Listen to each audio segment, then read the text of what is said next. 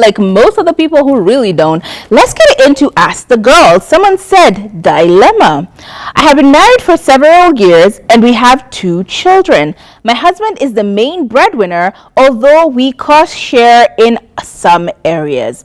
One issue that is weighing me down is that he keeps losing or breaking his phone, and every time that this happens, he takes mine. Oh! His excuse is that he needs it for work and he can't manage without one.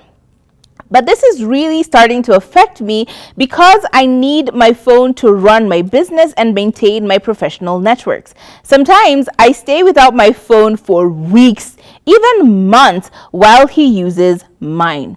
In the evenings, I only get it briefly to insert my line and try to catch up, but by then, I've already missed important opportunities. I warned him that if he loses or breaks another phone, I will not give him mine again. He should repair it or buy another one that he actually wants. And true to my word, he lost it again. I refused.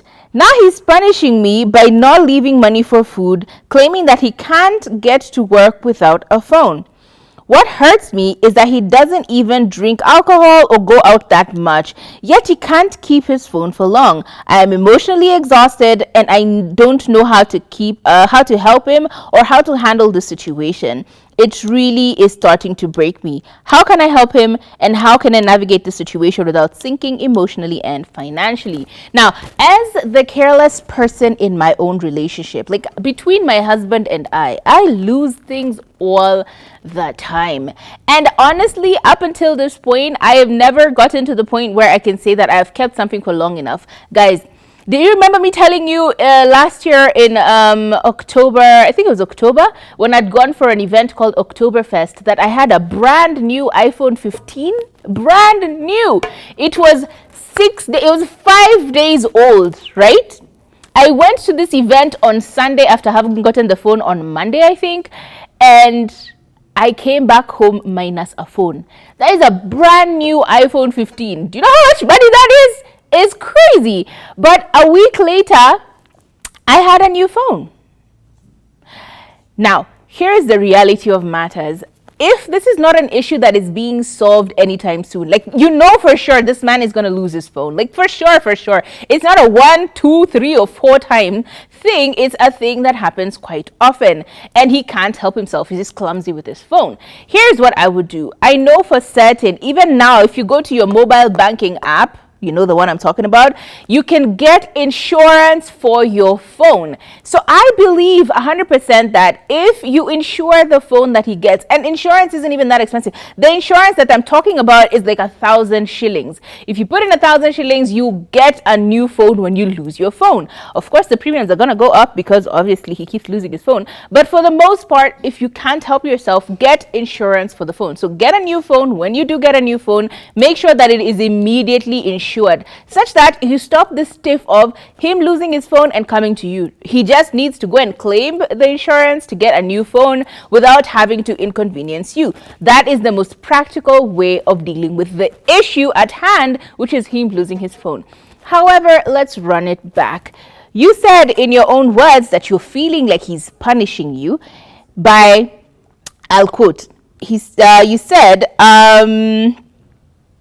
he punishes you by not leaving, and yes, he said, now he's punishing me by not leaving money for food, claiming that he can't get to work without a phone.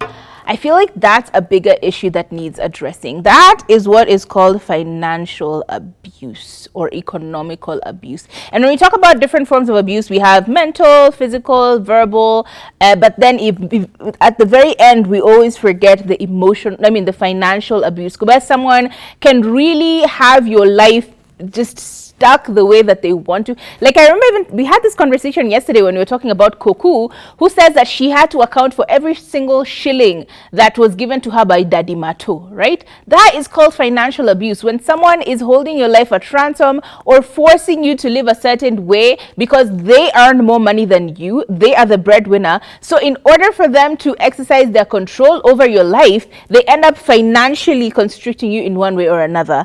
Him not leaving money for food and you you have children is nasty work. Y'all need to have a conversation about this. The both of you need to sit down and actually talk about this, because this is very, very scary.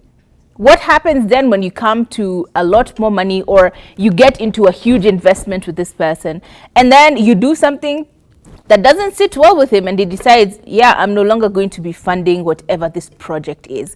What happens then? Now you have people looking at you. You have debtors. Maybe, let's say it's a mortgage, for example. Now you can't pay for your mortgage. Your bank is at your neck.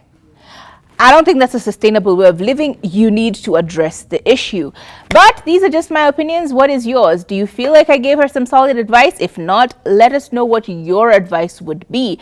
But right about now, again, I would like to return you back to the conversation at the very beginning, which was Turife was not here with me today.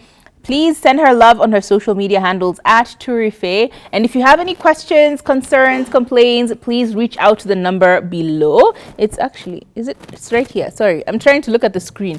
The number below right here. Let us know what your concerns are, your opinions, your thoughts. We would love to engage with you and have a chat with you. Or you can catch me directly on my social media handles at Kathomi. And until tomorrow, same time, same place, where I will be hosting the show again alone. I hope to see you there. Bye.